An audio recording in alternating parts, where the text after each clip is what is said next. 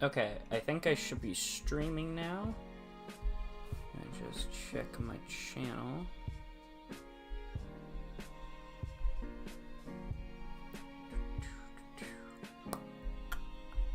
Oh, yep, there it is. So I'll be going live in a second. Grab the link for that.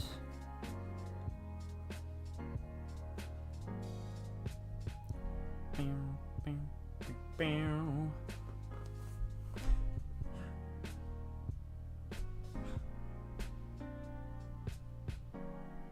4 seconds ago.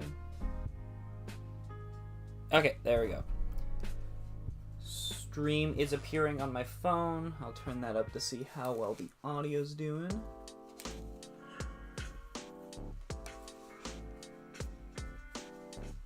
Continuous talking for testing purposes. Okay, there we go. Stream is appearing on my phone. I'll turn that up to see how well the audio's doing. I'm gonna turn the music down a little bit. Talking for testing.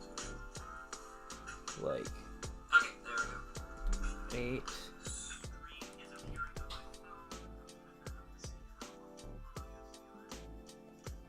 8. Okay.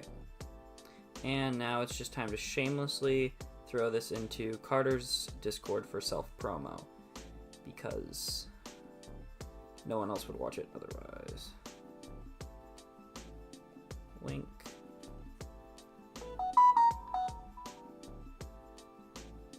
Going live, ranking anime.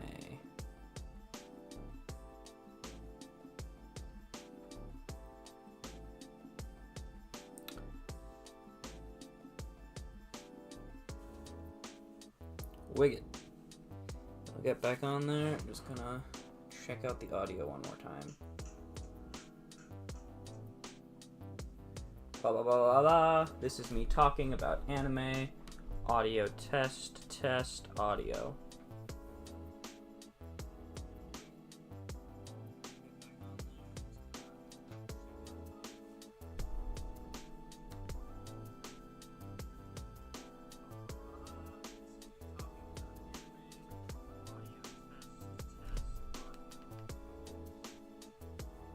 Audio sounds pretty good. Okay.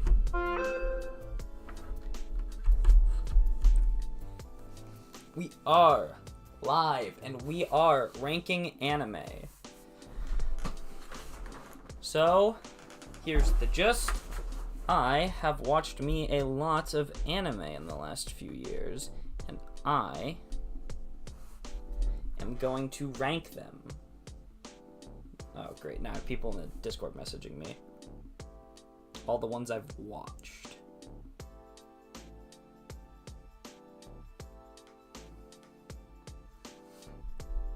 Okay. Now I'm going to shamelessly promote this to one more person before actually starting. Oh, cool. We have our first person in the chat. Hey, Jess. I totally don't know who you are. Okay. So, basically, as you can see, my rankings on my anime list are absolutely chaotic. Like, there's a random music video that has a 10. Freaking Pokemon Movie 3, which, I mean, it's one of the best Pokemon movies, but it doesn't deserve a 9. We're not even ranking movies today, but I just need... And then I also haven't ranked, like, half the anime I've watched on here. More than half. So, essentially, I just want to rank everything on a tier list, and then I am going to use that, if it'll let me switch over to the tier list tab, because Chrome isn't responding. Then I'm going to use that tier list to essentially assign... So, like, higher S tier will be a 10, lower S tier a 9, higher A tier 8, 7, 6, 5, 4, 3, 2, 1.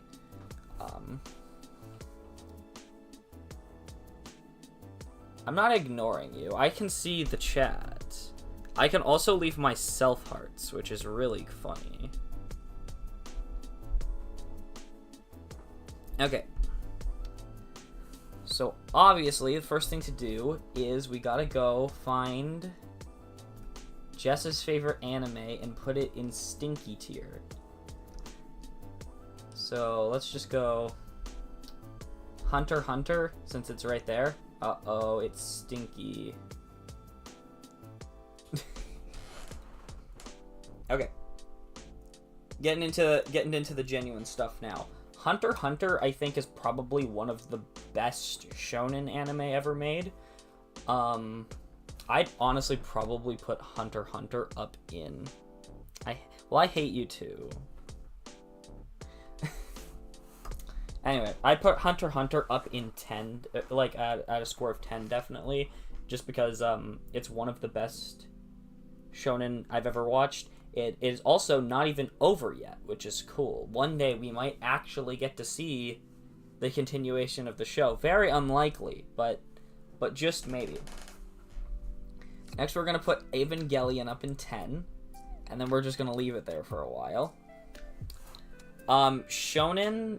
So, anime, in Japan, they categorize anime based on, like, demographic. So, shonen is a genre and a demographic simultaneously, but it essentially means that it is, targeted at young boys. Like, they're, like, early teens. But a lot of the time when people say shonen, they're referring to just battle shonen. So, like, your Dragon Balls, your One Piece, your Naruto, your Bleach, your Undead Unluck, your Hunter x Hunter. Yes, Jellyfish is in 10. Okay, time to look at things a bit more critically. Horimiya. I think Horimiya's definitely got some of the best chemistry between characters of any romance anime I've watched. But I think how weird the pacing is, especially going from first season to second season and having it be like a bunch of flashbacks to earlier parts, is very weird. I feel like they should have just adapted all of that and just had it 2 seasons to begin with. And then also some odd, like, I mean, I've watched the dub, but there's a little bit of, like, awkward dialogue between characters so far. So I think for now, I'm probably just gonna put it in A. I don't think it makes it up to S, mostly based on just, like, some, go away. There's some awkward character dialogue, and then there's some weird parts in the show. I don't think it's consistently the best anime I've ever watched. There's, like, it has its highs and lows, but it is a great romance. Unlike Love Tyrant, which is not a good show, since I don't believe it's particularly popular. Brief synopsis of the plot: Death Note, but it makes you kiss people instead of die.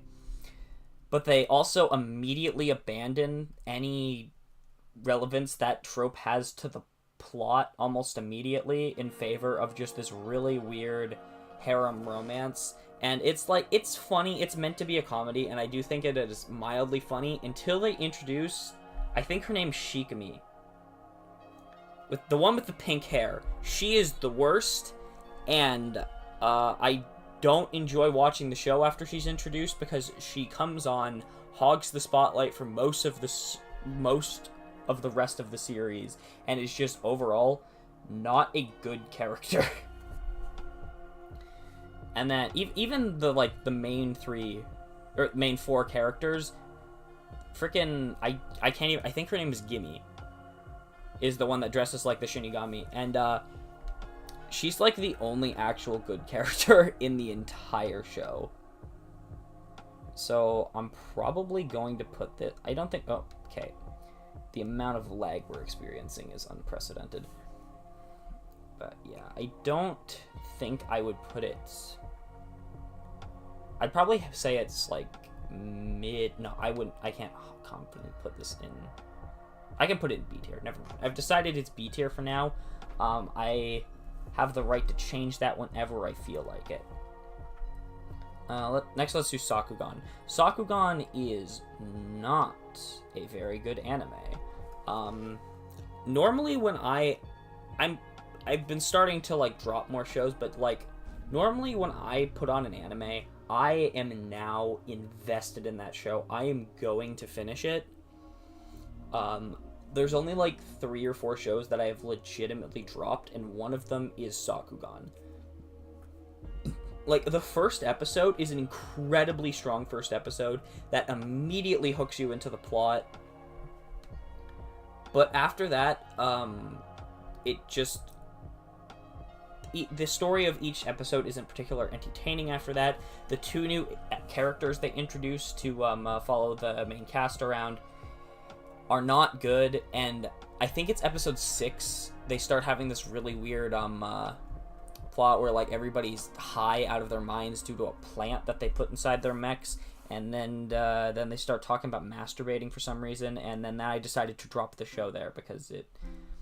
Like, I think what really picked me up originally was the dynamic between, I believe the main character was Memempo, and I don't remember her dad's name, but Memempo and her father.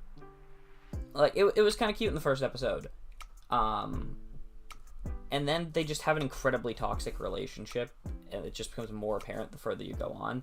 So I think this is probably C, because I don't think it's irredeemable. Next, let's rank another C tier anime, Super Crooks. The first 3 episodes of this show, I think it's, if I remember correctly, it's like an 8-episode show.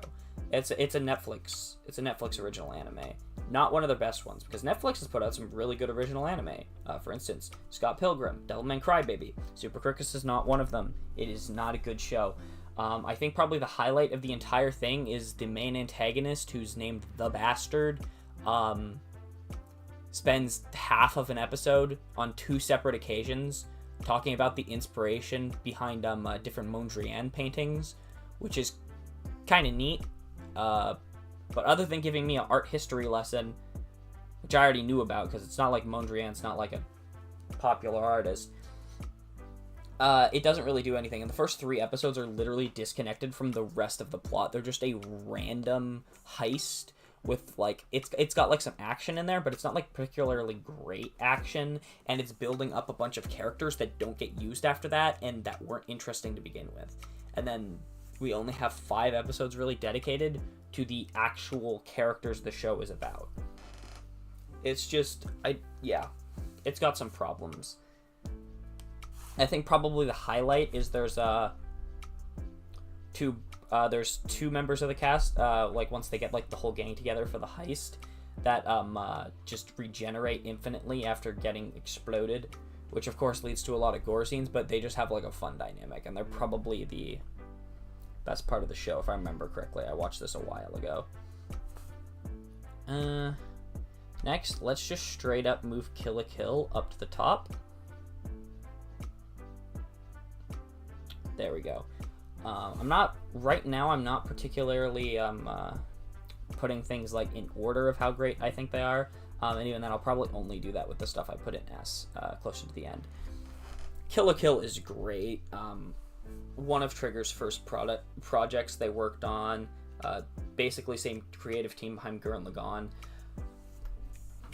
It's really fun, balls to the walls action, like, it's just endless hype. It's just such a fun show. I really like some of like the creative artistic stuff, like the creative animation stuff they do. Like I think my favorite character is probably Nui Harume. Every time they're on screen, they absolutely steal the show. I love how she just casually plays with the fourth wall. It's really fun to watch. And in general, definitely an S tier show. I recommend this to anyone, as long as they can get past some of the sexualized character designs, which I didn't even pay attention to when I was watching the show. I was too busy paying attention to everything else going on. Okay, so this is the first one that I think is a hard ranking. Overlord. I'm trying to think of anything bad about the show right now. The main thing is probably like some of the shoddy CGI. Like, for instance, the Death Knights and some of like the bigger monsters. Like, I'm pretty sure the Hydra in season 2 are in CGI, and like it's not great CGI, especially with the Death Knights. I gotta plug my laptop in real quick. It's dialing on me.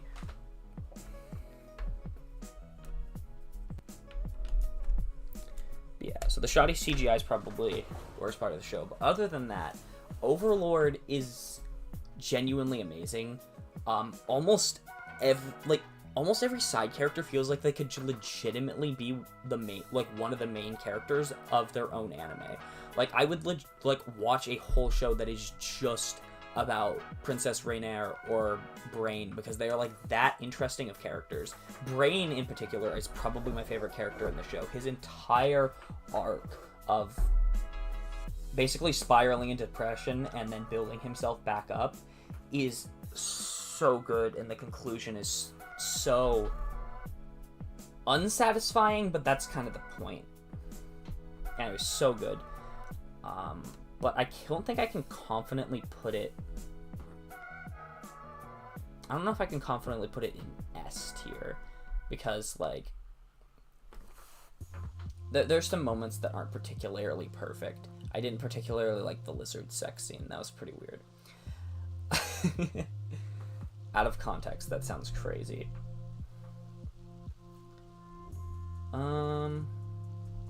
What one will we rank next? Let's go with something I watched really recently for the first time. Devilman Crybaby. This story is an emotional roller coaster. One of the saddest anime I've ever watched. It has really good... Like, it doesn't have a lot of action, but the action that's there is so good. Science Saru is, like... The only two shows I've watched from them, I believe, are Devilman Crybaby and Scott Pilgrim. But, like, they are masters of animation, and, like, I am really interested in watching some more of their stuff. I think probably the main thing holding the show back is, like a lot of anime, you know, what was I going to say? The main thing holding the show back, in my opinion, is unnecessary nudity in some scenes. Like, I understand in some scenes it's very important for the, not important for the plot, but, like, it makes sense in sense of the plot. You know, they're at a rave. Yeah, everybody is yeah. I can't talk right now. But overall, I think you can look past it and realize that this is, like, a masterpiece. So I think this is also going in S. Super Crooks is here twice. So it actually gets to go double C. Double Super Crook. Okay, next, I can't really rate Elusive Samurai because I have only watched the first 2 episodes. So I don't even really know why I put it on here, but I have not watched enough of Elusive Samurai to rank it. But you know what, I'll throw it on here anyways, just like, it's really good so far. I'd probably put it at a low A tier. I feel like ranking something really stinky. Here it is, Kamikatsu. This show is bad. Kamikatsu is, I think the first few episodes of Kamikatsu are almost a must-watch, just because they are that bad. Like, I think it's like the first 4-ish episodes are so horrible that they're some of the most entertaining stuff I've ever watched. But after that, the plot starts taking itself a lot more seriously, and it is not fun to watch anymore. Like, a lot of the really awful animation stuff, like you've seen the just animated head superimposed on real life footage of a tractor, some of the most dog shit CGI you've ever seen is in like the first few episodes, and then after that it's just like, it's still just bad animation, but like not laughably bad that it's like entertaining to watch, like Record of Ragnarok levels. So it's like, it just gets really boring, and it's one of the only other shows that I've dropped, just because after like the initial shock of being like, wow, they produced a show this bad, there's not any substance, and it relies on like the same 2 jokes repeated over and over again, one of them being that one of the main characters is just straight up a pedophile. So that's not fun to watch. It is not a good show. Next up, Buddy Daddies is really good. Controversial opinion, I would say Buddy Daddies is by far a better show than Spy Family. I think Spy Family is good. I have finished season 2, but like season 2 was a little bit mediocre. There was a lot of episodes focusing on side characters that I just straight up don't give a shit about, which I think is one of Spy Family's weakest points. It's the fact that outside of the Forger family, and then there's also the, I think her name's Midnight, though the other spy Lloyd works with that has a huge crush on him, and then Scruffyhead. Scruffyhead's probably the best character in the show. I don't give a shit about any of the side characters. Like, any of Anya's school friends, like, none of them are interesting. Probably the most interesting is Damien, but even then, he's not, like, particularly fun to watch. His stupid friends are always there just to literally go, Damien, you're so cool. And they all sound like they have brain damage. It's and then there's Yor's brother, and it's like not a single other character in that show is actually entertaining or someone I care about. And then they'll do full episodes dedicated to those characters. Like in season 2, there is a full episode that is literally dedicated to Anya's friend, I think it's Becca, who has a crush on Lloyd, just being like thinking of, how can I break up the Forgers so I can be with darling Lloyd? And it's like, it's not fun to watch a 3-year-old child simp over an adult. It can be like a cute little joke the first time they do it, but they have drug it out so much. And I think in season 1 they did a whole episode dedicated on it too. You did not need a second whole episode, which is why I honestly put Spy Family in B. I think it's got like some peak moments, but I could probably condense Spy Family into like half of its episodes and be like, these are the ones that are like must watches and these are the ones that are skippable. Unlike with Buddy Daddies, which is absolutely peak. I love that it's a far more realistic depiction of what it's like to have a child. Like, she's a little brat. She's constantly making problems, and I absolutely love her two dads, the main characters. They are so good. It's been a while since I watched it, and I'm really bad with names, so I don't remember their names, but we have a Racerhead at home and the other one. And they're both such good characters. It's so funny. Like, the jokes hit so well. It's nice to see an anime that doesn't rely on just screaming and, like, slapstick as its main form of comedy. And it's so good. I wouldn't call it as much of a masterpiece as, say, some of the stuff I've put up in S, but it's definitely an A-tier anime. Like I said, I think this is a far better anime than Spy Family. Not even that I think Spy Family's bad. I still think it's a good show. I just think that Buddy Daddies knew how much they could, like, they told a conclusive story in 12 episodes. It didn't, like, Spy Family just kind of keeps going, and I feel like half of it's filler. Which, I mean, it's supposed to just be kind of like a silly, like, plot of the week type of show. But, like, I feel like half the episodes I don't actually enjoy of Spy Family. Like, the really good ones are really good, and the really bad ones are really bad. Don't toy with me, Miss Nagataro. Fun fact, this is one of the first 3 anime I've watched. I never watched the second season. I only watched the first one. And since it was a while ago, like 4 years, and I watched it in the middle of the night, I don't really remember it very well. I remember not really being particularly a fan of the relationship between Nagatoro and the main character, who literally doesn't even have a name as far as I know. I'm pretty sure his name is just straight up Senpai.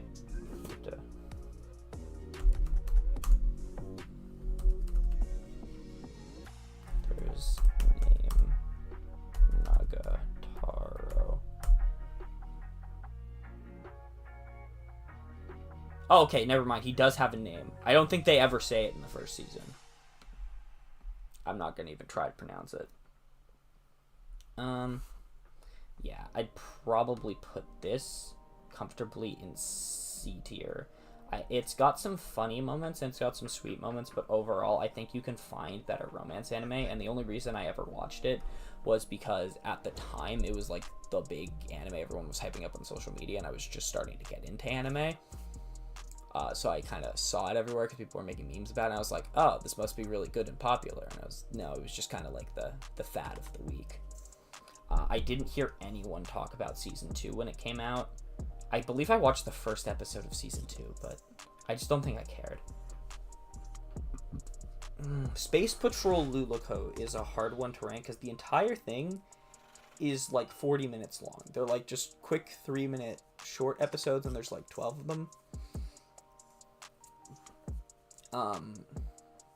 There is a really... I think my favorite one's the Kill la Kill episode. It's really funny. But it's really hard to compare it to all these other stories that have like fully fleshed out plots, and since it's also 40 minutes and I watched it like 3 years ago, it is kind of hard for me to remember 100% what goes on, but I feel pretty comfortable putting it in B from what I remember of the show. I remember it being genuinely funny, and it also doesn't overstay its welcome, so it doesn't, lean on repeating the same joke 80 times.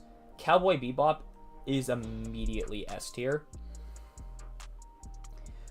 Like, it's not one of my favorite shows I've ever watched, but I do think it is one of the best, like, pieces of media I've ever consumed, if that makes sense. Like, I can recognize it's one of the best things I've ever watched, even if it's not one of my personal favorites. It doesn't, like, cater to my taste as much as, say, something like Undead Unluck or Angels of Death, which we'll get into, which I will definitely rank higher than they probably should. Actually, I probably won't rank Undead Unluck higher than it should be. As a manga fan, I'm really critical of the Undead Unluck anime.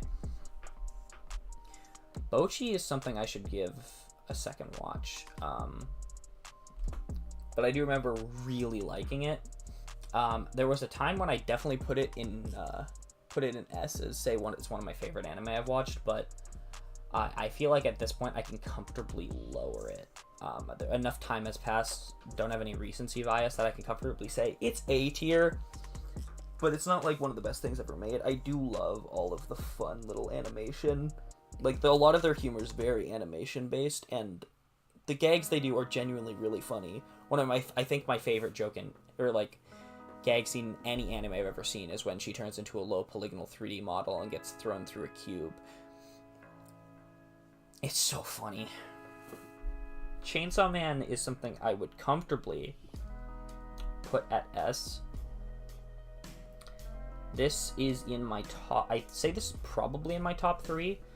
Maybe when I'm done ranking them, I'll come up with like what my top 5 are, like, definitively. But what I'd say right now, I think my top 3 are Mob Psycho, Gurren Lagann, and Chainsaw Man.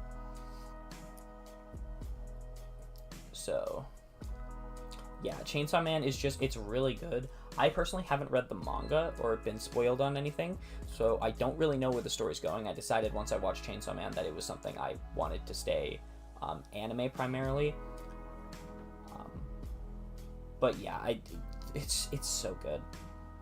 It's got some like low moments. Like, I personally am not a big fan of Makima. I know she's pretty popular in general, but I'm not a big fan of Makima as a character. But it's a really good show. Power's my favorite character in the show, definitely. Tomo-chan is a girl. This came out, I think, last year. It's a really fun romance. I'm not going to say it's one of the best romance I've ever watched, and I wish the art style in it had stayed a bit more faithful to the 4-panel manga, because I do think the art in the manga looks quite a bit better than the show. I'm not saying the show looks ugly, but I think there are a lot of frames in the show that look like, or like shots and frames in the show that look quite awkward. But overall, I really like, just in 13 episodes, it manages to tell a really compelling romance between two very interesting characters from both of their points of view, because kind of like the first half of the show is primarily told from Tomo's perspective, and the second half is primarily told from Jun's perspective, if I remember correctly, and it's really good. It has a really satisfying ending, and the chemistry between the two characters is really good. I would probably put this in A tier. I don't think it's an S, but I definitely think it's an A. I might move it up later. Next we have Scott Pilgrim Takes Off. That's the thing they gave this. The only anime I've watched that my anime list refuses to identify as an anime, which is a weird one. But I am a huge Scott Pilgrim fan. I actually don't have my Scott Pilgrim books right now because they're at my girlfriend's house. But I'm a huge fan of Scott Pilgrim. I love the movie. I love the... Did I say manga? It's not a manga, graphic novel. I love the graphic novels. I think the graphic novels are still my favorite piece of Scott Pilgrim media. The movie's one of my favorite movies. And I really like I really like how lead up to release, they didn't reveal that this was kind of like, I guess, minor spoilers for the Scott Pilgrim show, but it's been out long enough. It's kind of and it's for the first episode. It's kind of a what if scenario where after the first episode, the plot completely branches out from the original Scott Pilgrim into a completely original story that gets us, is really good at showing us a lot of the characters more in depth. Especially the evil exes, we get to see a lot more of their just normal person sides when they're not just, trying to beat the shit out of Scott and not being antagonized. And it's a really, really good show, especially for a Scott Pilgrim fan. And the animation, it's so pretty. I love how this show works. I love how they blur, just stuff as simple as the way, they blur the backgrounds when other stuff isn't focused. The way they do it looks so nice. Everything in this show is beautiful. I'm probably going to put this up in S as well. My Hero Academia, I decided for this to not rank separate seasons. Unlike on my anime list where everything's separate, I was just doing a full show. I feel like My Hero Academia is the hardest one to rank because of that. Because I feel like I rank every season of My Hero very differently. I also feel like my opinions are ever changing because I love all of My Hero. But the longer I go after watching it, and the more I rewatch little bits of it, the more I realize, there's because My Hero was basically my first anime, and there are a lot of little things that annoy me with the show, so it does not get S. It's either high B or low A. For now, I'm gonna put it in B, just because the main things is how sudden the shift in tone is, and I think how the story is arranged is pretty bad. I feel like after season 4, we should have had a better transition into how dark the season went after that, because as it goes, we have such serious high stakes in season 4, and then we go back to school. I think after season 4, we then get Deku and everyone working at the hero agencies for their internships, and then we go into class 1A versus 1B. It may be reversed, but either way, going from how serious and peak season 4 was, and then going immediately into that, it's not even that class 1A versus 1B is bad. I even call it good, but it should definitely have happened before season 4. Because just going back to such a lighthearted thing, even there are serious moments in it, but there's nothing keeping you from having Deku have his other quirk awakening some other time, because that's essentially the only plot part of that arc that makes it need to take place when it does, is Deku's quirk awakening. And that could happen literally in any conflict. The only things that need to happen for that scene to play out the same is he just needs to have his second quirk awaken, which happens completely randomly, and just be around civilians that he's in danger of hurting, specifically Uraraka being nearby, because that's what snaps him out of it. And there's a noticeable dip in animation quality in the last 2 seasons. The animation quality is pretty inconsistent. I think it probably peaked in season 4, even though I do like where the story's going, but I think the way they turned to it was far too sudden. The show went from like lighthearted but still with stakes to incredibly dark with real consequences and character deaths and stuff at the flip of a coin. And especially since they went from like darker to lighter to darker again, it almost feels like I'm watching two separate shows. Death Note. You know, Death Note would be so peak if Nier didn't exist. I don't want to spoil Death Note very much, but honestly, you can probably just you'll know the episode I'm talking. I don't remember the exact episode it happens in, but you'll know when you get there what I'm talking about. I think it's 23, I want to say. You don't need to watch the show after that, because that, in my opinion, is where I think that's probably the best place to end the show. I think the last third of the show has some really, really good moments, but I'd say like it's like 20% of the show is actually still really great, and the other 80% is like garbage, like dog water, just like spitting on everything the show was before it. And it really hurts because it starts off so strong, and it just has some really bad ups and downs. But like, I think in general, probably like 80% of Death Note is super good, but I can't confidently put it. I might move it up to A, but for now I'm gonna throw it in B next to My Hero. If it'll work. Hello. Is your face cam on? No. Okay. Thomas. Yeah. What music is this from? They're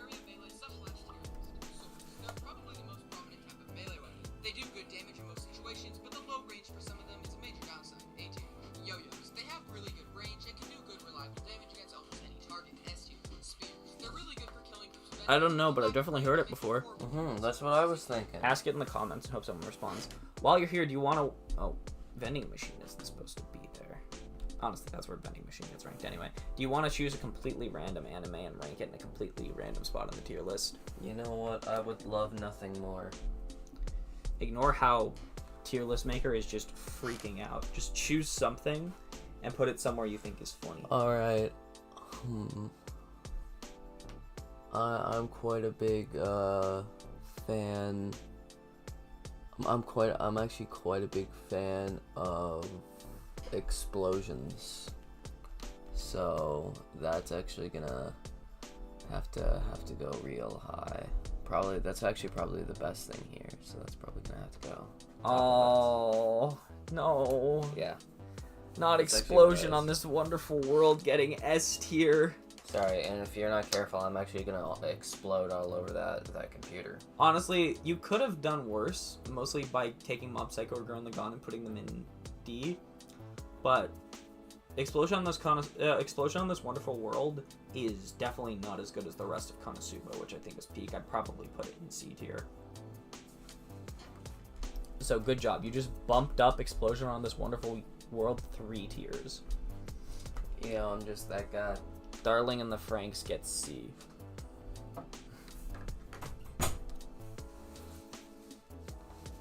Who's next? Darling and the Franxx right here. You get the privilege of actual... I don't know, because, like... Darling and the Franxx is mixed bag. Similar to Death Note, where I do genuinely think that the first 2/3 of the show are amazing. Like, the first 2/3 of the show, I think it's after episode 15, that the entire plot, literally everything about the show just goes to shit. There's not a single redeeming quality to the show after episode 15, and even more than Death Note, because with Death Note, there are scenes that legitimately are really good, and there's, like, an arc in there, I don't want to spoil it, but there's an arc where Light's dad is really involved, and it's so good. It's one of the best parts of the show. But it's just like there's so many parts in the ending that are really bad. Me and my best friend, we have a running joke with there's a single line in the last episode where, minor spoiler, someone says, "I copied the entirety of the Death Note in one night." And it is such a bad line that it ruined the entire ending of the show for us, because now we can only laugh at how fucking stupid it is. So, Darling and the Franxx, on the other hand, like, it does not have good moments after episode 15. After episode 15, I think every writer on the show collectively went, my notes ended here. Quick. Aliens. And it's just, there's no redeeming quality after that. But the first 15 episodes are really good. The dynamic between Hero, great name, and 02 is really, really fun. Even though Hero's not like the most interesting character, him having such an interesting relationship with 02 and blue hair. I don't remember her name. It's really good up until then. So I'm not sure if it's a B or a C. One of the two is just, I don't really know where I want to put it. For now, I'm going to put it in B. Might rearrange later because it has redeeming qualities. Eminence and Shadow is a fun one. Eminence and Shadow is another show where, like, how actually entertained I am by an episode wildly fluctuates throughout it. Because there is an interesting plot, but then there's also the ridiculous, like, 10-year-old idea of cool, edgy stuff going on, which it is very self-aware of. It is meant to be comedic, but sometimes when you put on the episode, it's you only want to focus on one of those two, and you're kind of forced to, like, switch between them. I do think Season 2 was far better than Season 1. I think, Mundane Man. That was probably my favorite part of the show, is when he was being Mundane Man. And then also the really random vampire arc that didn't have any other semblance on the story other than he just started the season in the city with the vampires so they could do a 3-episode plot about it. Maybe it was 2 episodes. It was really good! Rest of the first season, though, I think it overstays its welcome, and I think you could have gotten the same... I think you could have gotten all the parts that are interesting aside in probably like 2/3 the amount of episodes. But I do think that this is also a B-tier anime. I feel like putting something else in C-tier. This is a fun... I feel like this is a controversial take. Licorice Recoil. I hate... I don't think I can confidently put it in D, but I did not like Licorice Recoil. The only redeeming quality of this show is the relationship between the two main characters is, like, mildly interesting. They're cute. But other than that, I feel like the show doesn't have a redeeming quality. I still, after watching, I don't understand the motivation of the main villain. He has his old speech with the main character being like, you and I we think the same. And, like, tries to compare their motivations, but, like, he literally just explained that his entire reason for being the bad guy is he roots for the underdogs, and terrorism, nobody ever wins in terrorism, so he wants to change that. It's literally just, the poor terrorists, they never win. I want to give them a win. When did Your Lie in April actually go? I didn't rank Your Lie in April yet. Get back down there. I have no idea why tier list maker is bugging out so much today. What was I saying? I was talking about Licorice Recoil. Yeah, so literally one of the worst written villains in any anime I've ever watched. Like, I hate that guy. And, like, the gunfights aren't very good. Like, I feel like the coordination in the gunfights aren't very good, because a lot of the time, main character, Chisato, I think that's her name. Chisato just kind of stands there. And bullets just kind of miss her. She's supposed to have this ability where, like, she's so good at, like, predicting where bullets go that she just jumps out of the way of them in time, but, like, half the time she straight up just stands and nobody, like, just walks slowly through the bullet fire and nobody hits her. It's like, I feel like the, I can't think of the word I'm looking for, but I feel like the shot, what is the word I'm looking for? Either way, I don't think the fights are well coordinated. Even if, like, the animation in the fights isn't bad, it's just... And I think they're doing, like, a mini movie series coming out. They're adding more content. if I remember correctly. I don't plan on watching it. This show was as long. I think the longest I've ever taken to watch a show that wasn't like actively airing, because I watched this after finished airing, was this show. Purely based on just how boring it was, but I just wanted to finish it because I was still in the phase of I can't drop anything. I should have just dropped it, but then again, I wouldn't know how bad the antagonist is written if I didn't make it all the way to the end. He's such an idiot. He's such a freaking idiot. I hate him. I don't know if I've ever thought a character was more poorly written than him. Urusei Yatsura is another show I'm putting down in C. Specifically Urusei Yatsura remake. I haven't watched the original. And not because I think it's bad. I think this show just isn't for me. I'm sure the original show's paced a lot better, but it feels like every single episode introduces a new character. And then that new character's just kind of there a lot of the time.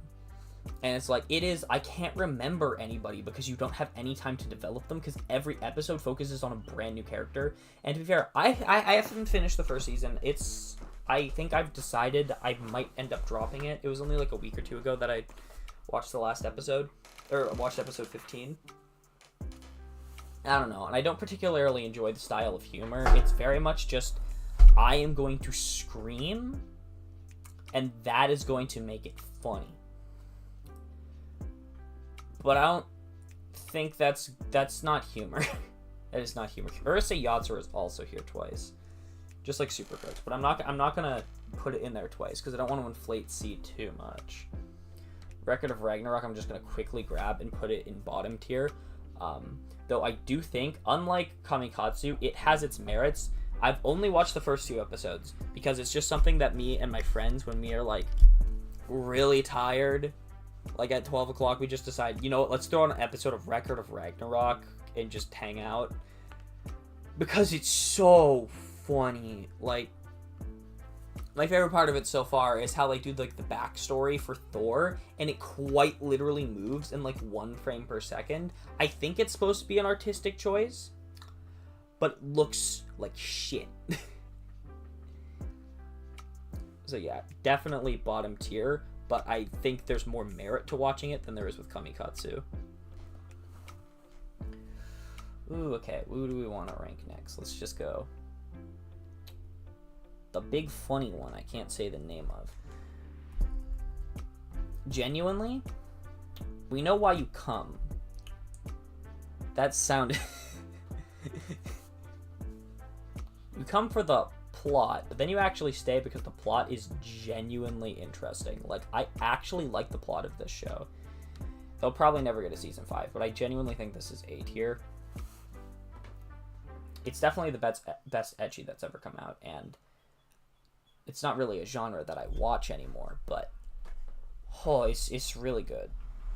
The dub for this show is better than any actual comedy anime that's ever come out. I've watched the sub and the dub before. The dub is so good.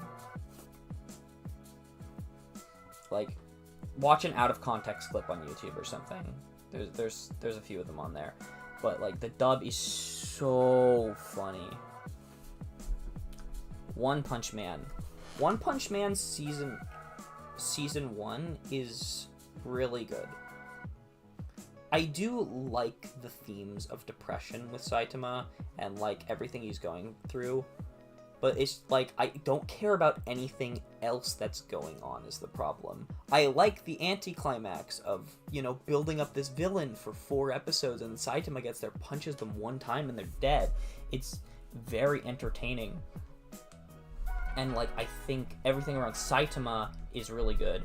But then we get, and like everything in season 1 is really good. Season 1 is peak. But in season 2, the first few episodes, because we have the introduction of King, and then I believe her name is Foyumi.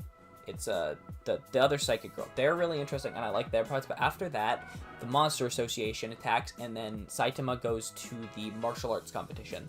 Those 2 arcs are just, well, not, I guess it's 1 arc, but those 2 plot points going on simultaneously are so uninteresting because it shows us a lot of screen time for characters I don't like. They haven't been built up enough for me to give a shit about what's going on with anyone except Saitama.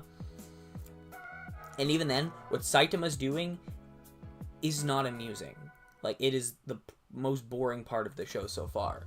So I think, and then combine that with, like, scenes like that are really carried by their animation and having crazy fight scenes, and then, like, combine that with, like, how the animation in Season 2's kind of mid. Like, it's not even bad, but compared to Season 1, which is one of the most impressive animated shows I've ever watched, Season 2 is just a bit mid. So Season 2, like, I have high hopes for Season 3 being done by Mappa, but, like, what I want to see, I haven't read the manga. I want to read the manga. I haven't. But I want to see, like, more of Saitama's struggles being pushed forward in the plot, and not seeing random characters I don't care about, like Pigman with the fat pig or whatever it is. Like, what? No one gives a shit about that character. I don't want to see him fight.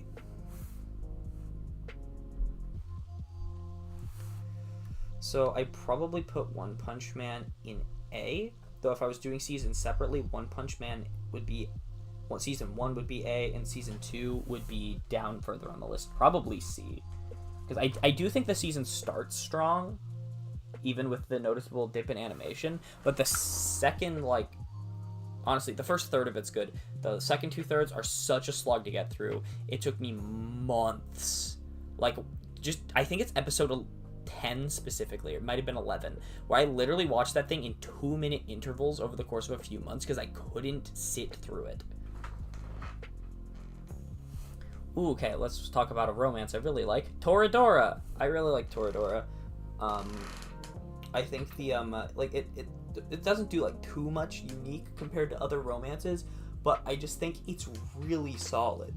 Like, I don't think there's a single thing in Toradora, and I might be forgetting something other than the ending. I'm not satisfied with the ending, but it was also supposed to be that way, and I like the balls to end the series that way. But I'd put it probably in A. Again, I gotta put at least one romance in S. I love romance too much for it to not be an S tier. It's just which one am I putting up there? Angels of Death. I love Angels of Death. Rachel and Isaac are just such an interesting character duo. Everything else going around them is just kind of a vessel to see how they interact and how they solve puzzles together. But they are so interesting. I think the only thing holding the show back for me, like, because other than that, I think it's, like, perfect. Like, it's got pretty okay animation, great story, great characters. There's a little bit of awkward dialogue where, like, Rachel will repeat the same things, like, 5 or 6 times, which can be kind of irritating. And, like, I get that she needs affirmation, but, like, it's not particularly interesting to hear her say basically the same sentence 5 or 6 times and then have Isaac respond in the same way, except even he is getting more and more frustrated every time, which I think keeps it out of S. Just that little annoyance I have with it keeps it out of S. Or maybe I should put it in S. You know what? I know objectively this is not an S tier show, but it's one of my favorites, so it's going in S, because I love this show. Maybe tonight I'll just binge the entire thing again. That could be funny. Ooh, Gurren Lagann. Okay, like I said earlier, Gurren Lagann, top 3 anime. I have problems with it. Episode, I think it's 3, it might be 5, I don't remember. The one where Keaton's introduced is really bad. I personally, spoiler warning, no one's really watching this, but spoiler warning,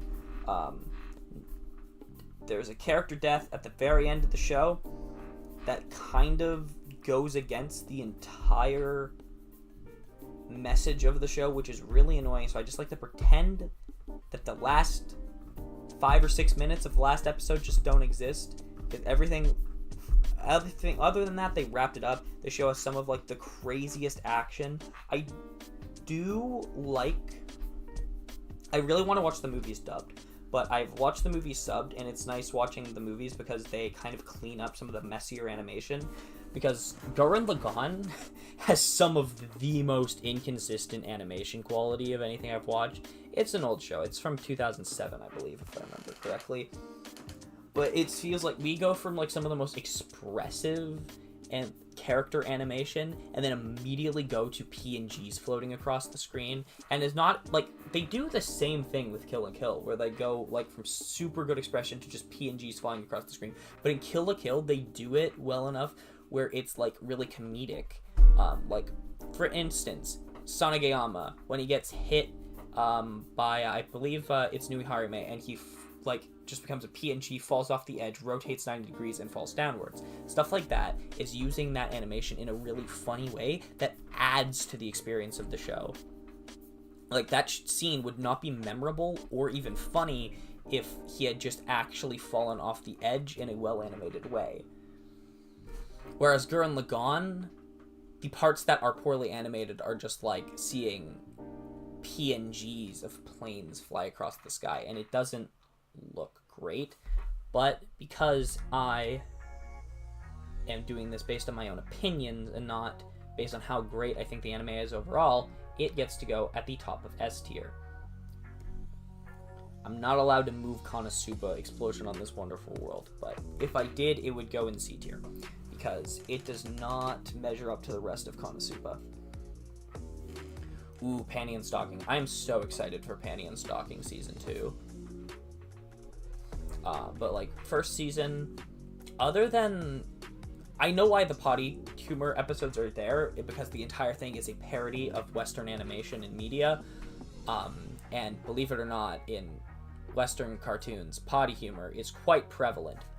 Especially, one of the worst examples I can think of from when I was a kid was Rocket Monkeys. That show is vile and disgusting, and for some reason, I liked it as a kid. I don't even think then I found the potty humor funny. It's just I didn't find it as visceral and disgusting as I do if I was to rewatch it now. And so I don't particularly like the first episode being about the shit monster was not great. I think the second part of episode 1, where they're fighting the road rage ghost, the one that's a car, or infects cars, I think is a much better introduction to the show, because I also think it does, like, the chase scene is really fun. It does a better job setting up the character dynamics and the action and humor of the show. Like, that, I feel like the second part of the episode does a lot better way of showing off the show, and then the rest of the show is very solid. I feel like half the show's budget was spent when they did the shot of after Chuck explodes, him like reassembling himself out of the microwave or something like that. I think it's after he gets out of the microwave he's reassembling himself, or maybe it's while he's in the microwave. Anyway, half the show's budget was just sent on that scene, and it's so funny. But I think this guy, I think Panty and Stocking goes in A for now. Like I said, everything in A and S I'm probably gonna move around at the end. Cyberpunk Edge Runners immediately top of S. See, I can't move anything that's below Konosuba above Konosuba now, but New Things I can put above Konosuba. I am putting it below Gurren Lagann, because Gurren Lagann is one of the most important pieces of media in the world to me. I don't even know why, but it motivates me unlike anything else I've ever watched. Cyberpunk. Oh, it's so good. I definitely think if you're into like Western media, Cyberpunk is a really good is like a really good anime that you can still recommend to, like, of course you gotta know your friend's tastes, but like it doesn't have a lot of just anime bullshit in it, so it's a really good one for more Western fans to get into if you're trying to like start one of your friends on anime. I know because I did this. I started a coworker of mine on anime using Cyberpunk because I thought it would be something they're into. I can't get them to watch anything else, but they really like Cyberpunk. Ghost Stories is in a tier all of its own. Okay, of course we're talking about the dub, because the sub would immediately go into probably it. From what I've heard, it's really boring because the only thing the show has going for it is the humor, which is only in the dub, and the sub's just a kind of boring ghost stories show. So it would probably be D. But the dub, we gotta put this top of A. I don't want to put it in S because all it's got going for it is humor, and I do think it there's quite a few jokes that towards the end of the show it reuses a lot. But but even that, I think that's more of a result of me binging lots of Ghost Stories in one session. I think Ghost Stories works best where you watch like 2 or 3 episodes at a time over like the course of a few weeks. I don't think it's a great binging show, but I think it is a great, like, you just put an episode on for a few chuckles every once in a while. Jujutsu Kaisen. Jujutsu Kaisen is really good. I would not personally call it one of my favorite shows, like everything else in S, other than Explosion on This Wonderful World. That was disappointing. But I can't deny that it's one of the best. I don't think it's as good as Hunter x Hunter when it comes to shonen. Definitely, like, animation-wise is more impressive, but I personally like the way Hunter x Hunter looks more as a preference. Jujutsu Kaisen, though, it goes above Ghost Stories and makes the top of A. The main thing keeping it out of S is, I think, how it sidelines a lot of the characters that I find far more interesting than the ones they actually use as the main cast. Like, a lot of shonen do this, by the way, where they have a really interesting... My Hero does the same thing, where, like, the characters... Like, it has a huge cast of characters to pick from, but the ones they choose to be, like, the main ones, your Deku, Bakugo, Todoroki... I guess Todoroki's kind of an exception to that, but even then, like, they're a lot less interesting than the characters that are sitting 5 feet away that you could use. Okay, finally, we have our first tier to be 2 rows. I don't know if I have watched enough Nichijou to rank it. I've only watched like 6 episodes. I'm doing kind of like this is not a show you binge. Like with Ghost Stories is more bingeable than this, because I cannot fathom sitting down and just binging this for 10 hours unless I really just needed some laughs in my life. Like I guess I can imagine being in a low enough state to do that, but in general, if you're looking for, you know, a story or anything, no, it's more of a compilation of little bits that sometimes have correlation, and they're all really funny in their own right. It's not something you binge, though. But I still think, from what I've watched of it so far, I still think it's an A-tier comedy. Orbital Children's a hard one to rank. I wouldn't put it above Panty Stocking. But yeah, just honestly, ignore the everything except S. Just ignore like where it is in the tier. For now, I'll probably, like I said, I'll rearrange it later. But Orbital Children, that's a hard one for me to rank. I do like it, but also the ending is...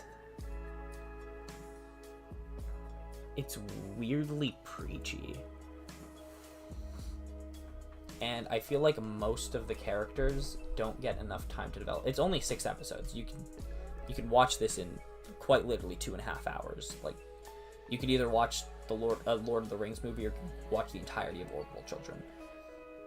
I definitely, because it's so short, for any like sci-fi fans, I definitely think it's worth a watch. Just because, again, you can binge this in 2.5 hours. Like, there's no reason not to watch it at that point. But I think a lot of the characters aren't well developed enough for me to put it any higher. Because I feel like for me, the most important part of an anime is its characters. But looking at what I put in B, I don't know if I want to put this high B or low A. Because I don't think it's better than My Hero. And okay, I feel like it's somewhere in B. It's definitely somewhere in B. B is not bad still. Like, it's definitely better than a lot of stuff. I feel like the only stuff in B so far that's better than it are probably Vending Machine, Death Note, and My Hero. But I feel like it's better than everything else here. Maybe Eminence and Darling and the Franxx beat it. I feel like that's more of an opinion thing, though. Gunbuster, another 6-episode OVA series. Except this one's from 1988, making it, other than, I think, like My Neighbor Totoro, making it the oldest anime I've currently watched. I'm starting to get into older OVAs, so I'm starting to watch a bit more of them. Some of the ones I want to watch are a bit hard to find, like Fooly Cooly. I can't find anywhere to watch it. But I do plan on watching some more of them. But anyways, Gunbuster is actually really good, I think. Some weird, unnecessary nudity. But overall, I do like it. I like how the entire last episode is in black and white for no reason. It's pretty silly. But yeah, I really like the development of the main character.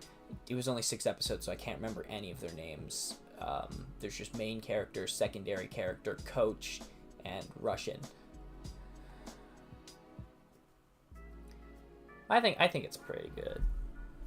How long have I been streaming for? Hour 3 minutes. Wicked. Okay, yeah. So could be better. Why was I? Gunbuster. I think this is another B tier. It's you have to be really good when you're that short in order to like get above shows that have a bit more developed stories.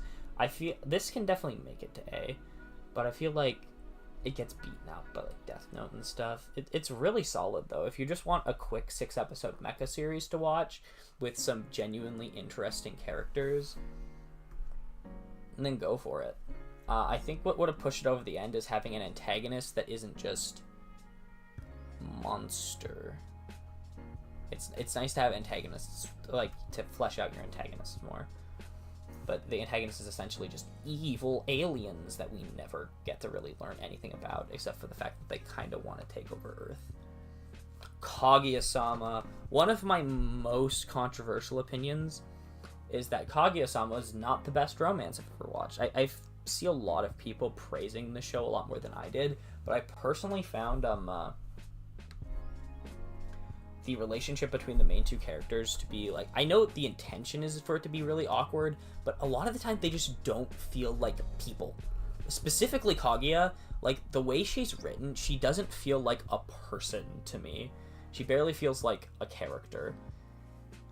I feel like the highlights is everything going on around them. Like, their interactions with other characters are the highlight of the show for me, not their interactions between the two of them. Like, Hayasaka and then, Edgelord. I can't think, like I said, bad with names. I can't think of Edgelord's name, but I think they are probably my 2 favorite characters. Hayasaka's my favorite character. I'm gonna say it. My favorite episode is the one where, Shirogane and Fujiwara rap at Hayasaka, and then also Fujiwara thinks that Shirogane's gay, and it is like the best. It is the peak part of that show. But I'm personally gonna put this in B. Probably one of the higher things in B. But also, I don't actually know if it's over. I think there might be more manga for it to adapt still. Who knows? Who knows? Maybe I'll put it higher at some point. It is one I watched recently, so I find it a lot harder to rank stuff that I haven't had more time to sit on, because with my recency bias, I either go all in on it, or then I'm like trying to suppress it and just be like, okay, try to think.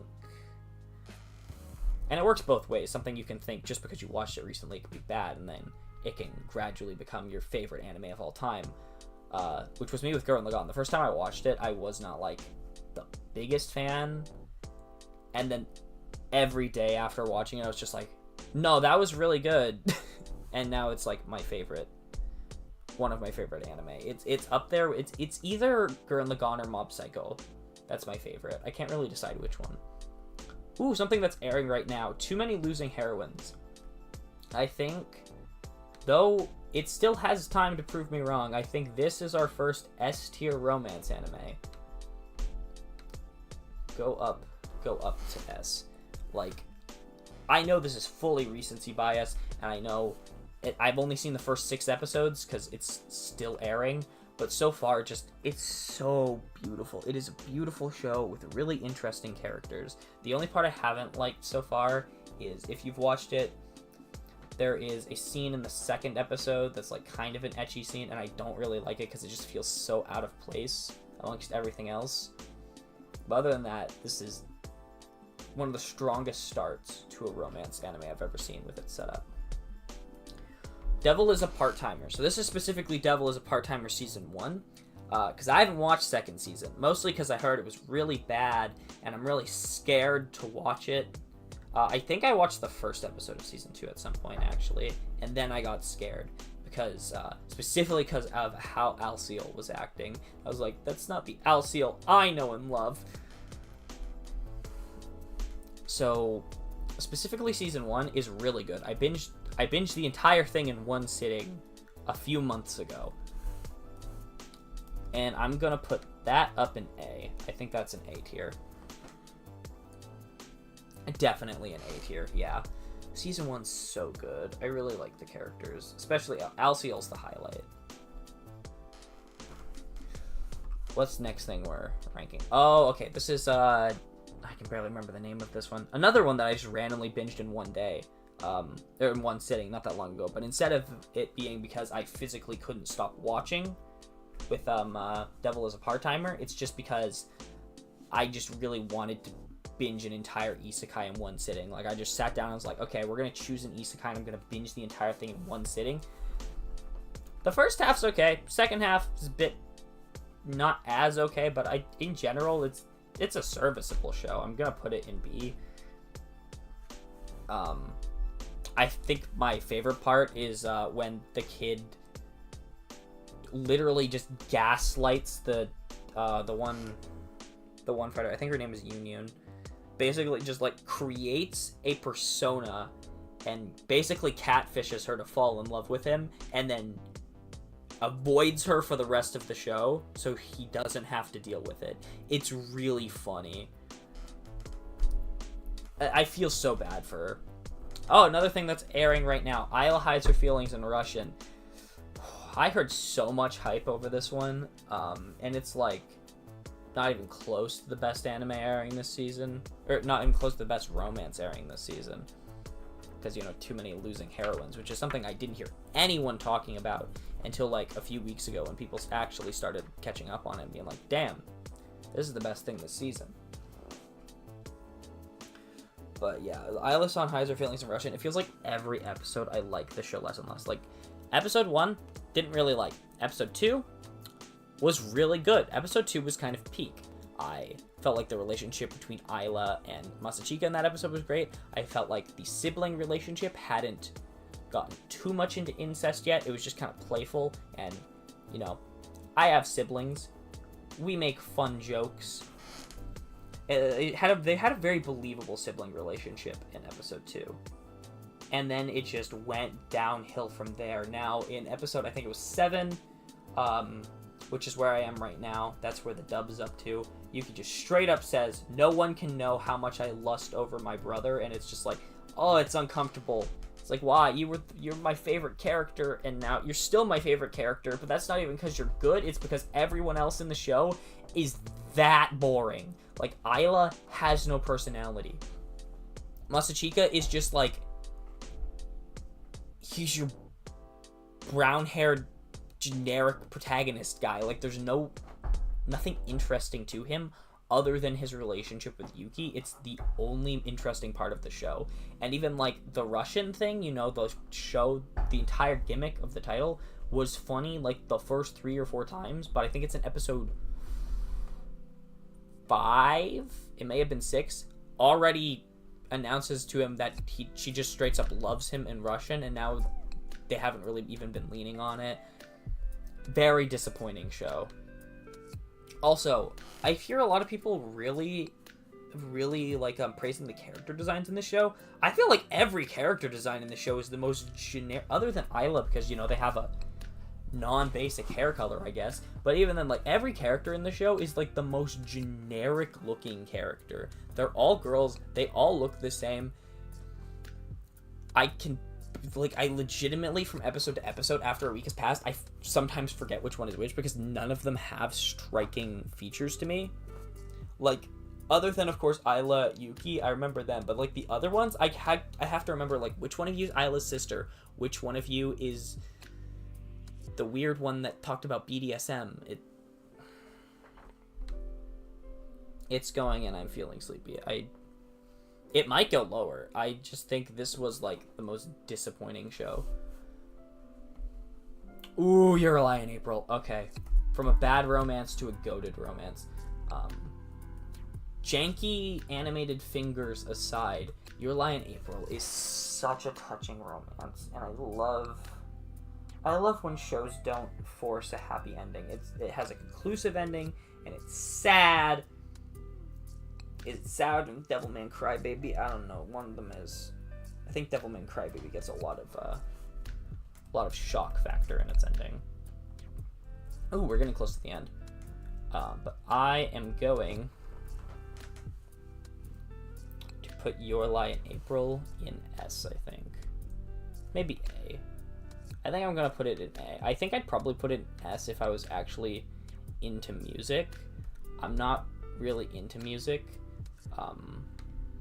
which meant a lot of, like, the music stuff they were talking to or about was, like, lost on me. But I think that's the thing keeping it out of S for me.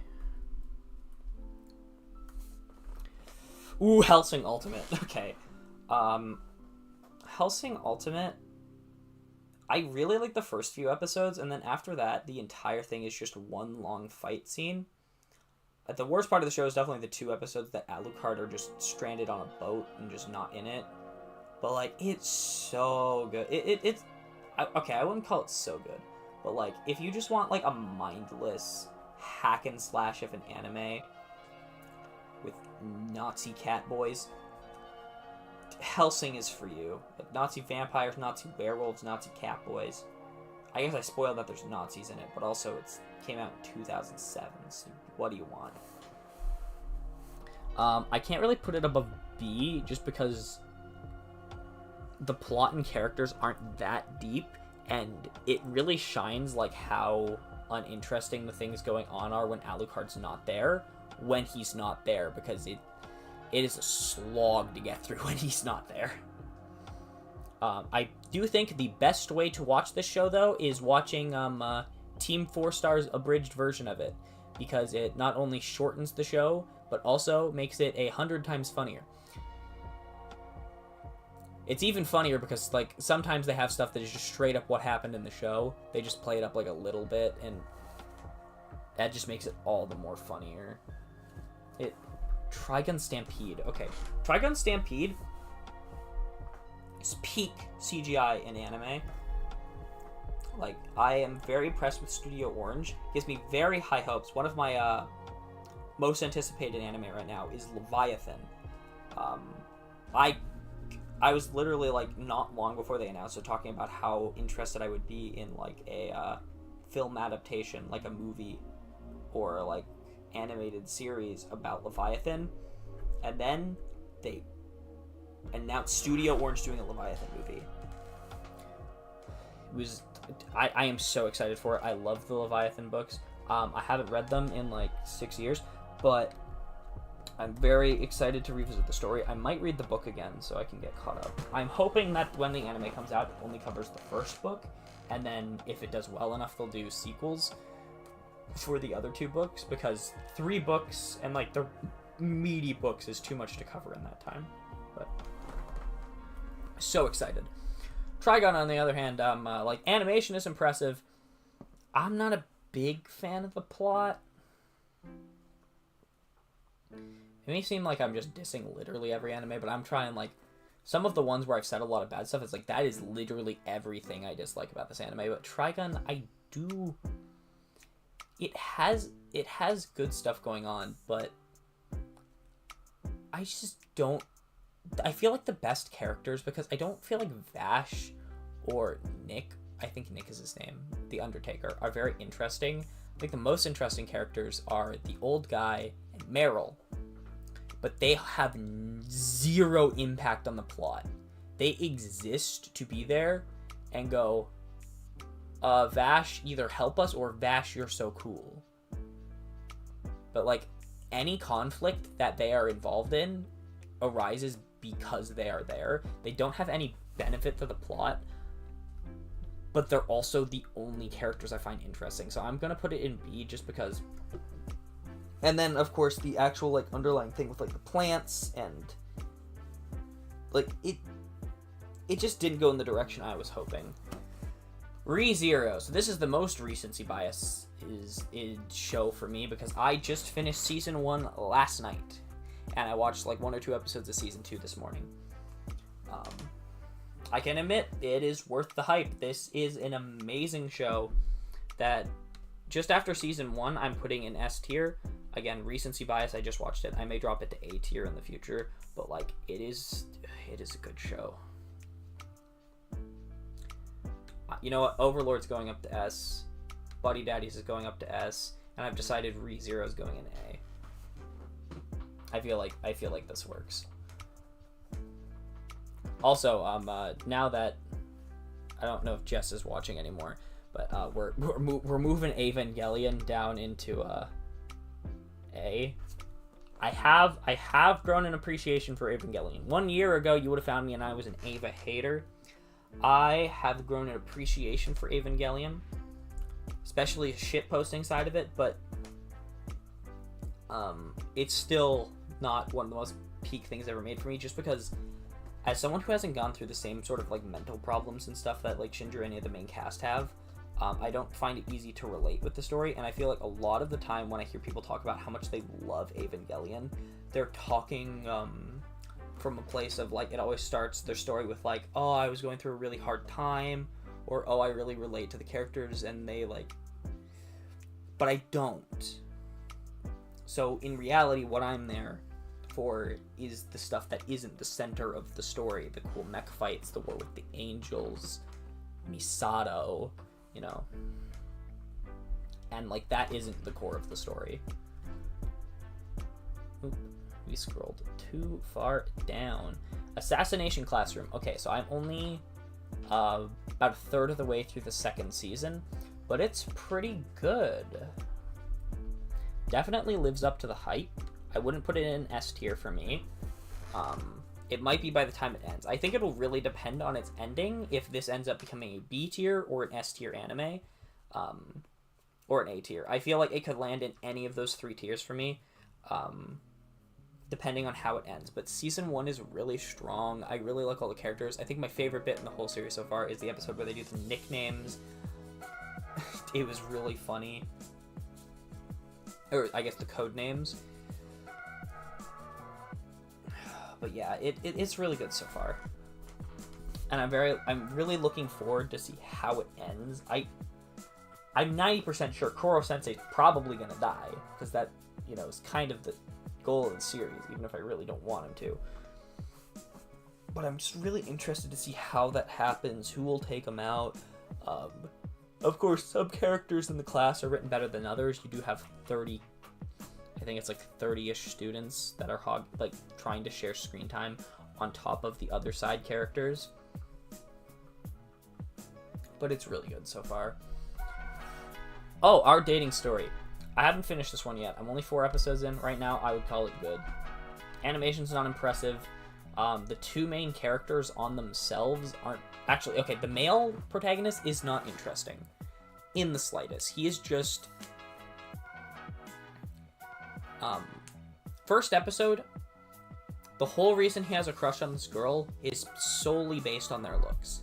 He asks them out, by against all odds, she says yes just because she's like, I have a lot of relationships, they don't always end well, might as well try something new and date a loser. Is essentially her reasoning. But they go back to her place and immediately she's like, starts taking off her clothes and she's like, we gonna have sex now? And then he's like, what? No.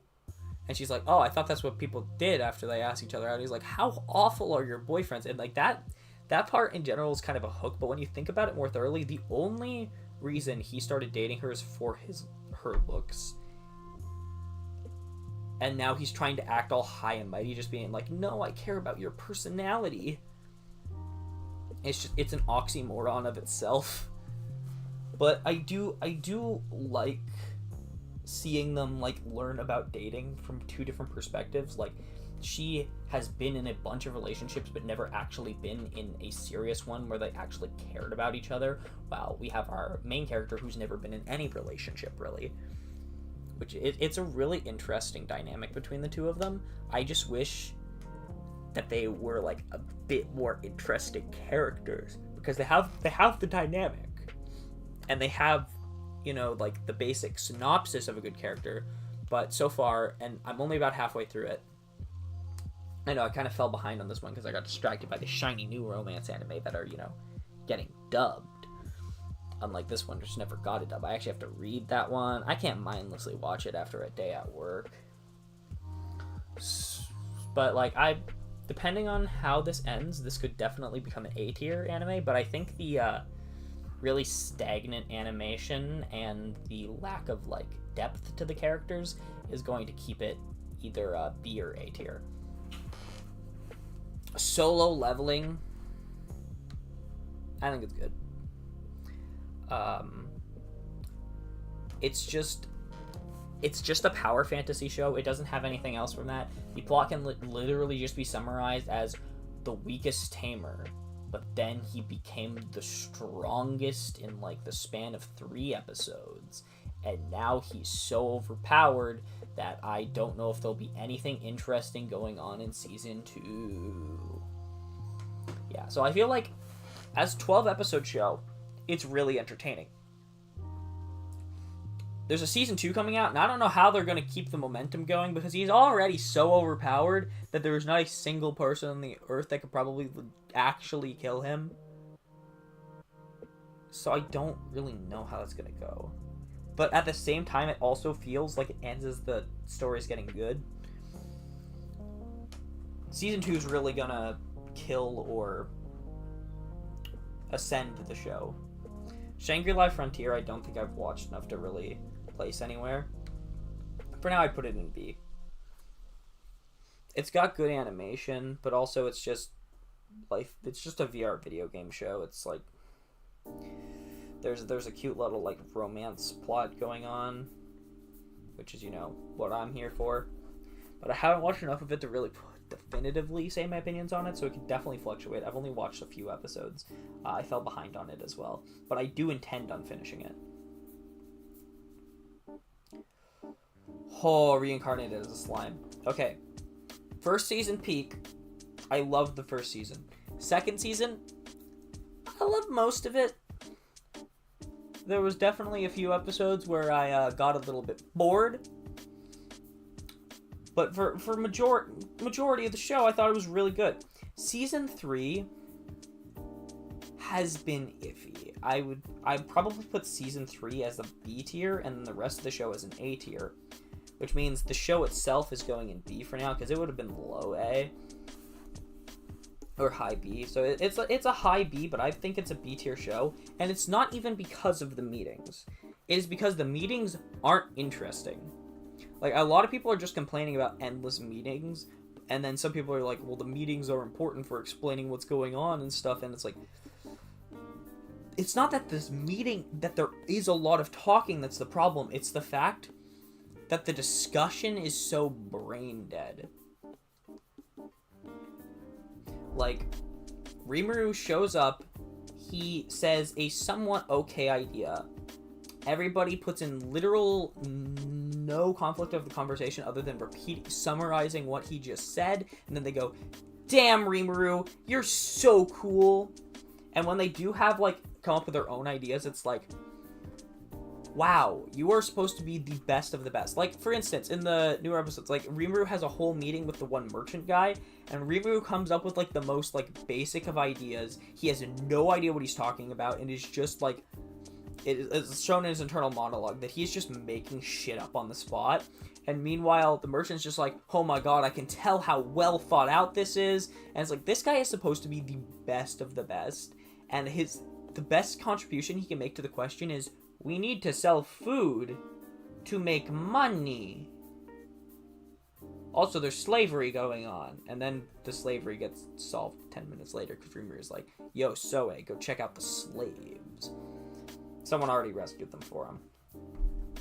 But yeah, I know we're just about to get, because I think the next episode is the one where, like, things are gonna start getting really good. Like, they have a few episodes where they actually start building, like, the labyrinth and stuff, and they're more interesting, and the stuff with Hinata was interesting, but it's just, like, I feel like there's been 5 or 6 episodes of non-stop planning for this festival, where all that they do is sit in that damn conference room, and it's not even that they're sitting in the conference room that's the problem, it's that, like, the shots are stagnant. Like, there are 5 actual frames of animation in the entire damn episode. And season 2 had a similar part where there was, like, literally, there was one meeting that went on for 5 episodes, and it wasn't because the meeting was 5 episodes long. It was because they'd start the meeting for 1 minute and then get interrupted by a guest. Then they would talk to the guest about something completely different for 20 minutes, and then the next episode, they'd start the meeting over, and then the exact same thing would happen. It was like Veldora, the elves arrived, Gazel Dorgo, and then Ramiris showed up at one point, and it was, like, literally... I don't remember what they were talking about at this point. It was just, it was painful to get through those 5 episodes. Rimuru, like, it's a decent show to binge, but I cannot imagine, well, I actually can, I've been watching it on a weekly basis. Like, when it comes to the meetings, having, like, 5 episodes of meetings straight really kills the momentum and hype around a weekly show. That's why Slime is B, even though it's got some absolutely peak moments. Inferno Cop, this is a funny one. Another thing like Space Patrol Luluco, a show that you can binge really fast, where the whole joke of this show is that it intentionally has a budget of like $2. Like, they drew 4 or 5 PNGs and then grabbed some backgrounds and then just sat around a table saying, okay, what happens next? Like, if you ever played the game where you just kind of go around in a circle, and then each player says a sentence to advance the plot, it's basically that. Because the plot radically changes every 20 seconds. The show's not that long, so every 20 seconds is actually pretty significant. Yeah, and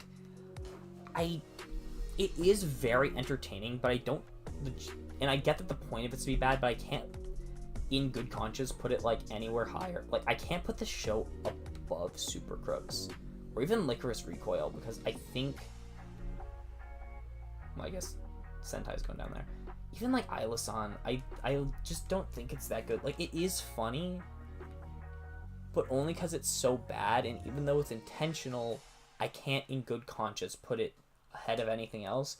Just because, like, even, like, the humor, other than it being, the show being a piece of shit, the humor itself doesn't always hit. Konosuba, A tier.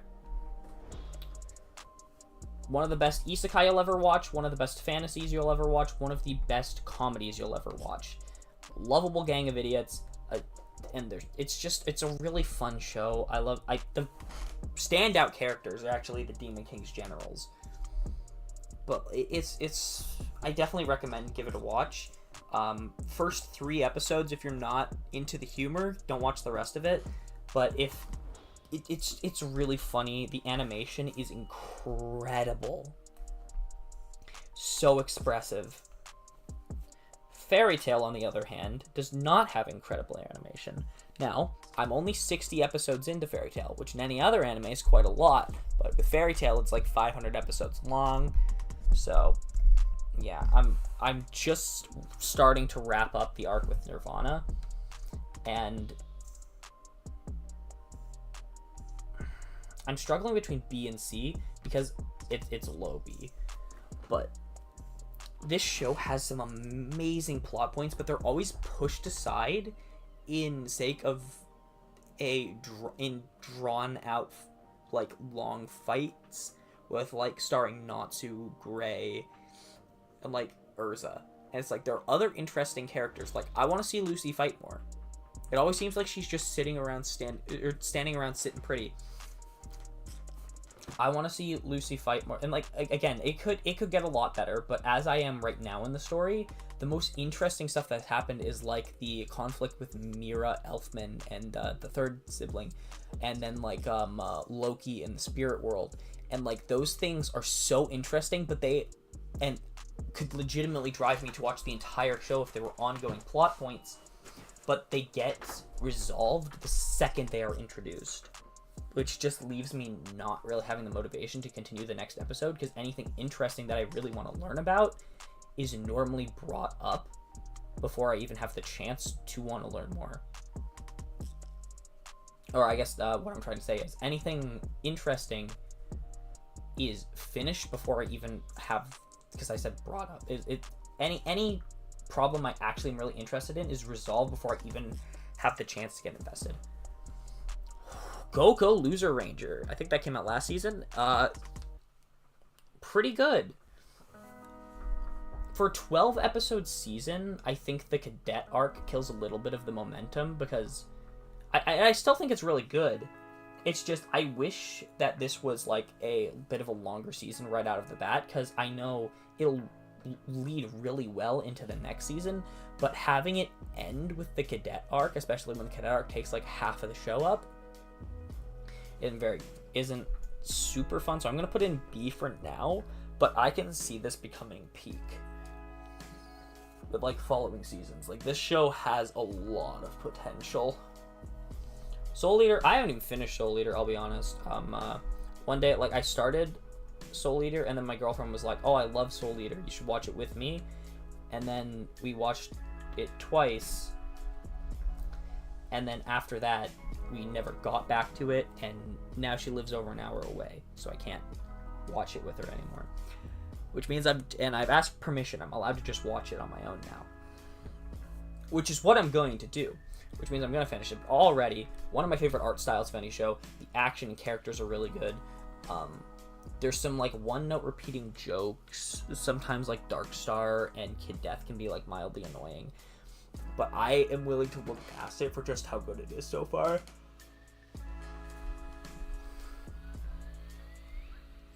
I'll have to, of course, wait to make a decision until I finish it. Or in High School Host Club, put it in B.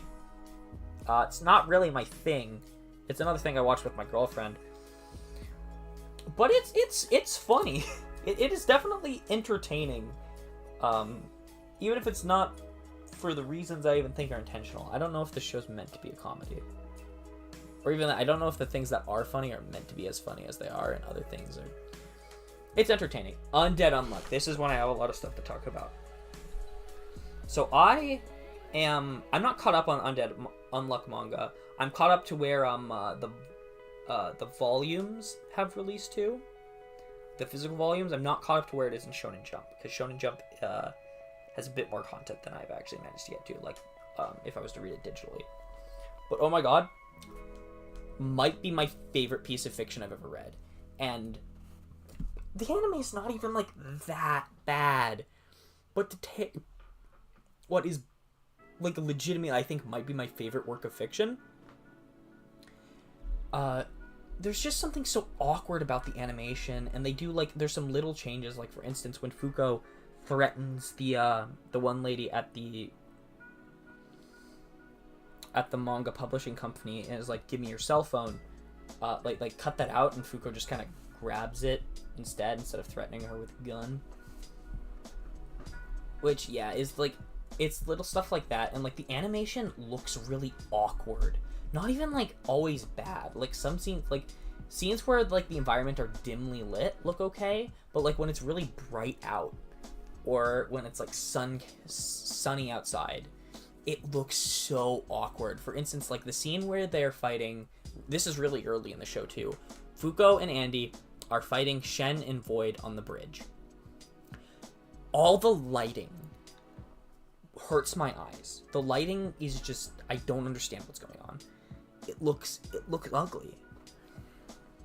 And I don't even think, this might just be a me thing, because anyone else I talk to, they don't seem to have like too many problems with the animation. The biggest problem I hear people bring up is they get a little bit put off from the show after the first few episodes, because I'll admit, not for me personally, but for a lot of people, I understand why the first few episodes it has some pretty odd sexual advances on Andy's part towards Fuko. But after that, he calms down a little bit and shows his mature side a lot more. He starts being a lot less reckless and starts actually, caring about their relationship. And after that is when the show really starts to get good. And then after that, every single arc just builds and builds and gets better than the last. But I don't know where I can put it. Because, if it was the manga, I'd put it in S tier. It would be top of S tier. It'd even beat Gurren Lagann. I can't scroll down anymore. There we go. Like I said, even beat Gurren Lagann. But as it is now, I can't put it in S. I have to put it... I think I can settle at the bottom of A. Because I still think, at its core, it is one of the greatest things I've ever consumed. Even if it's got a pretty rough coat of paint on it. Zom 100 is really good. Zom 100 goes up in S. Just a really... As someone who currently is going through a lot of stuff with their job, where I feel undervalued and even a little bit exploited, I really, and I know I don't even have it that rough, but it's really easy to sympathize with the main character and how just the first episode is probably the best episode of anime I've ever watched. And then from on there, it's still a banger. Every episode is so fun. The art is so vivid, colorful, and expressive. This is an amazing show, and I will cry if when they eventually come out with a season 2, it is bad. Then we're kind of in some non-stop S's right here. Dorohedoro. I would also put that in S. This show is weird as hell. It's got a second season coming out so far, but I really like it. The CGI, it looks a bit awkward at points, but also it's the colors are really muted, which works a lot better. I see CGI when it looks bad in anime, a lot of the time has really bright colors, but the CGI looks really good in Dorohedoro. I think the only time it looks kind of bad is sometimes movement is a little bit stiff, but since it's been so long between Season 1 and when Season 2 eventually is going to air, and MAP has done some other projects with some CGI in it, I definitely think the animation is going to improve. And the plot and characters are really fun and weird and different, and the aesthetic really fits what I like. It's another story that just like Undead Unluck, not as much as Undead Unluck, but feels like it was written with me in mind, if that makes any sense. And then we have Mob Psycho. This is one of the best... This is probably the best anime I've ever watched. I'm not sure if it's my favorite. Gurren Lagann might be my favorite, and Mob Psycho might be my second. But when it comes to just straight up quality, Mob Psycho is the best show I've ever watched. Such a touching story. I feel like anyone can watch this and relate to at least one of the issues that Mob goes through, and watching Mob develop as a character alongside the goat that is Reagan, and just see him going on fun little adventures with his friends while also having incredibly high stakes battle and fights is so rewarding. Honestly, other than there's a little bit of romance with Mob and Tsubomi, but it's more just a child being oh, she pretty, I wish I could date her. There isn't really ever any advancement in that story, but if you're into action or slice of life or anything, you should watch Mob Psycho. If I could force everyone on Earth to watch one show right now, it'd probably be Mob Psycho, because it's so good. I also think for people that are starting to get into anime, it is the perfect choice. It doesn't have any awkward fan service. It avoids a lot of really annoying tropes that occur in anime a lot, ones that can be off-putting to new fans. Has amazing story, characters, some of the best visuals in any anime you watch. It is the best of all worlds, all in a tight around 40 episode package.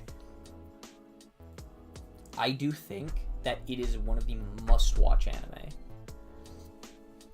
High School of the Dead can go in B. I mean, it's pretty good. Probably the standout characters are the Sword Lady and, more importantly, the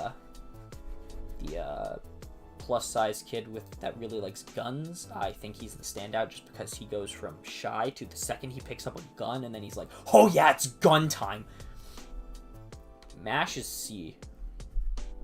Mashal, I think, is one of the most overhyped anime in the last few years. I don't get what everybody saw in this show. I don't get what I saw in this show, because the first time I watched season 1 at first, and I was like, damn, that was pretty good. And then I rewatched, like, the first 3 episodes of season 1, and I was like, damn, this wasn't very good. And then season 2 was a slog. I don't remember most of season 2, mostly because I was very absent-mindedly watching season 2. Like, I zoned out a few times, and I ended up, I had bought a bulk lot of Pokemon cards and ended up organizing it, sorting it while watching season 2. So I was only half paying attention, something I don't normally do. But I had kind of like, it was either half pay attention or drop the show because I was that little invested. Again, characters are the most important part of a show for me. Probably closely followed by visuals and then like the overall story and stuff. MASH has mid-visuals, no redeeming characters other than MASH himself, and even then, he is not a character I want to watch for 24 episodes. 12 episodes maybe, 24. So after 2 seasons, he just gets old. Like, he's a little mean, I love him, but every other character in the show is either insufferable or forgettable. Probably, like, the second best character is the one who's a lolicon, and it's just because he's funny. Like, he's at least a bit amusing. And then the last 2 shows we have on here, other than Urusei Yatsura, again, are Dungeon Meshi and Freerun. Both are S tier. Without a doubt. By far, 2 of the best fantasy anime to ever come out. Both are amazing, but I feel like I'd probably give the slight edge to Dungeon Meshi just because I like shows that are a bit goofier, and I really like food.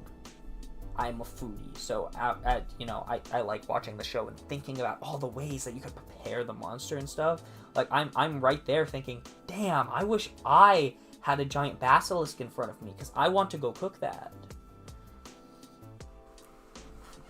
Okay, and with that, we've ranked everything other than Urusei Yatsura a second time. Not as top-heavy as my list used to be. I do have a really old tier list, because I used to, before I started using my anime list, I'd just put stuff on a tier list before watching it, but it has like half the stuff on it, and is very out of date. You know, Evangelion's still in C tier. And I didn't even think Konosuba was good yet either.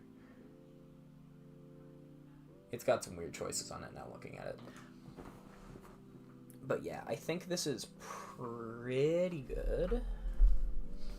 I do want to organize S tier specifically. Now, for the final tier list, we are going to move Explosion on This Wonderful World down to where I actually think it belongs.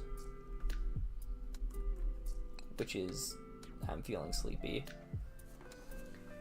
It just doesn't bring the same level of comedy to the table that normal Konosuba does, because the characters of Konosuba work really well together as a group, but just individually, Megumin and Yunyun aren't particularly interesting as a pair, and the plot itself, I don't really give a shit about anything that's going on. Like, they leave the Crimson Demon Village after episode 4, and after that, I don't care about anything that happens. I don't know how there's 8 more episodes.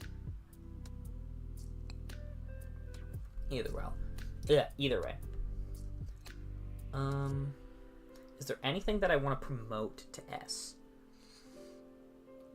I keep getting tempted to move Undead Unluck up to S just because it's still really good, but like the main things keeping me doing it from are the awkward animation, the little changes to the story, and Fuko's voice actor in the dub, because Fuko's voice actor in the dub makes me want to rip my ears off. Not a good choice. I was worried that the anime wasn't going to continue because I don't think it did particularly well, probably because it was on Disney+.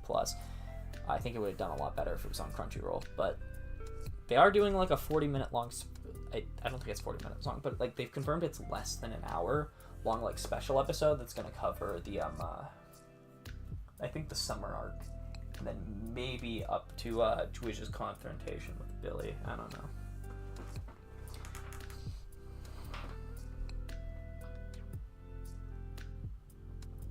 Thinking anything I want to move around. Right, I was gonna order S. Where's Chainsaw? You know, I used to think Chainsaw was my top 3, but honestly, now looking at it, I'd probably do Mob Psycho, Gurren Lagann, Cyberpunk in that order. Overlord has some recency bias, so I can't put it higher. And then after that, I think then I'd go Chainsaw Man after Kill la Kill. And that's my top 5. After that, everything is just kind of in whatever order, but I can confidently say that this top tier right here, Tomo's one of my favorites, but also I don't really feel right putting it in S at the same time. I don't know. My opinions on are ever changing. It's really hard to take a piece of media and rank how good I think it is. I don't know. I have a really hard time doing that. Like, just in a year, my opinions on almost every anime I've watched can change. And is there anything I wanted to move up or down now?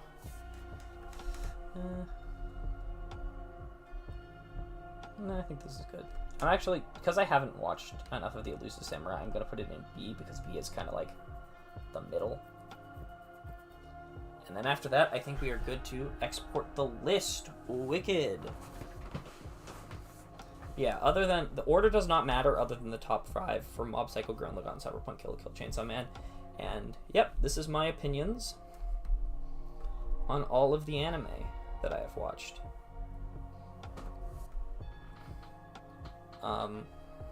Probably a year or two from now when I've watched, like, double this, because I've been increasing exponentially the rate at which I consume animated media, I'll probably do this again. Or maybe in a month from now, I will have changed all my opinions. I kind of want to do a top 10. Yeah, I think I've watched enough anime now where I could do a top 10, or at least a top 5 favorite anime video. But probably a top 10, though, because I know my top 5, and they're not particularly interesting. I think top 10 would be more interesting, especially since I changed my top 10 so recently. It would be really fun to look back on in a year. Anyways, I think that'll be the end of the stream. And,